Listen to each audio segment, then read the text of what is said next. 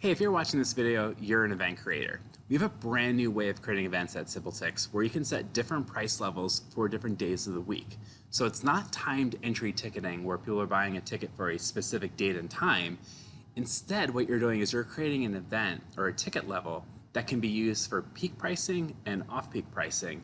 And there's a lot of flexibility with this. You're really going to like it. Let's dive in. So we'll start off by creating a brand new event. We'll put in our event details here, choose our event category, subcategory. We already have a venue, so we'll select that one. We'll upload an event image, and now we'll click Next.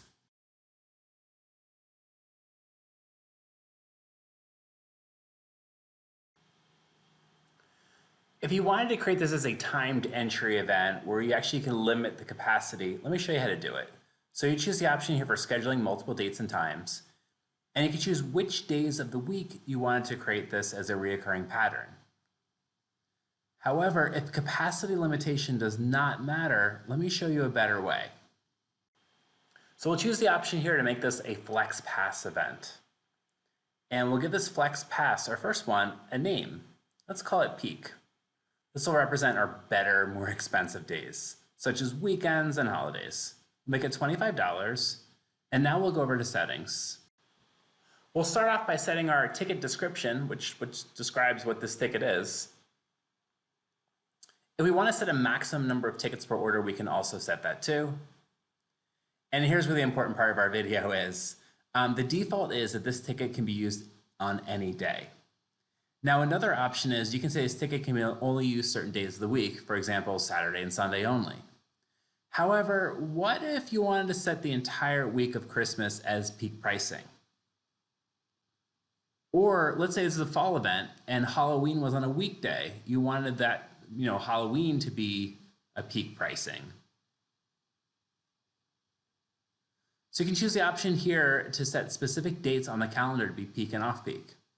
Now we'll view 2 months at a time, and I'll fast forward over to the start of our season.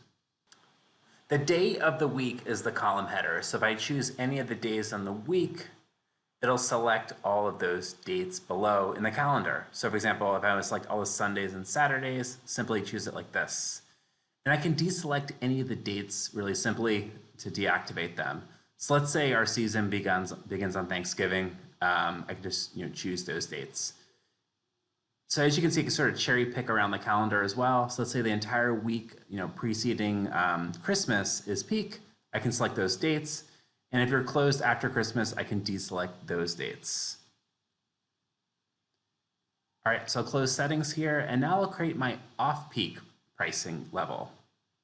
So this will be reduced pricing because it's more of the or less busy days. So I'll put it $15 in here. I'll put it in my ticket description just like before. We'll set our ticket description just like before. And I really recommend not putting all the details of what peak and off-peak are here because you might not have enough space. You'll have plenty of space on the event details page to set it, and we'll talk more about that in our video. So like before, I will choose specific dates to represent my non-peak, and I want to display 2 months worth of calendars, and I'll fast forward over to November. So you have a couple options here. You can cherry pick the days one at a time on the calendar. Or you can select the column headers just to do it faster. So over here, I'll select the column headers to select all these dates really quickly, our off-peak dates. And Christmas week, ahead of Christmas, those were all peak, so I'm going to uncheck them here. So if someone scans this ticket for a non-peak, they'll be okay. And if you want to set an expiration date, you can do that as well too. So we'll have these tickets that expire exactly 12 months after they're purchased. So now we're done. We'll click Done here, and now our event is created. Let's take a look at our event page.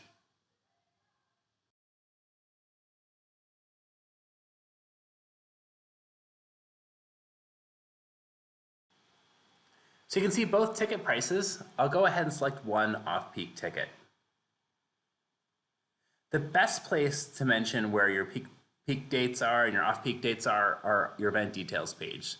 So you can put it directly below, tell us about your event, and you can also put it directly on the order confirmation email.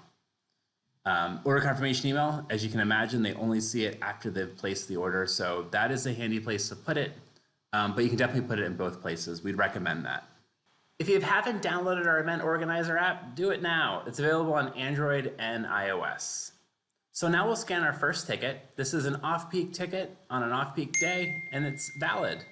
Now let's scan a peak ticket on an off-peak day. And you get a message like this saying it's not valid for today. If you've used SimpleTix for time to entry ticketing in the past, you're probably wondering, why do I want to make the switch? Well, we recommend it because tickets are ordered faster this way. People don't have to consult their friends on which dates they want to go to an event. The other issue with timed entry events is you have to go at that specific time. You can't be spontaneous or have a last minute idea.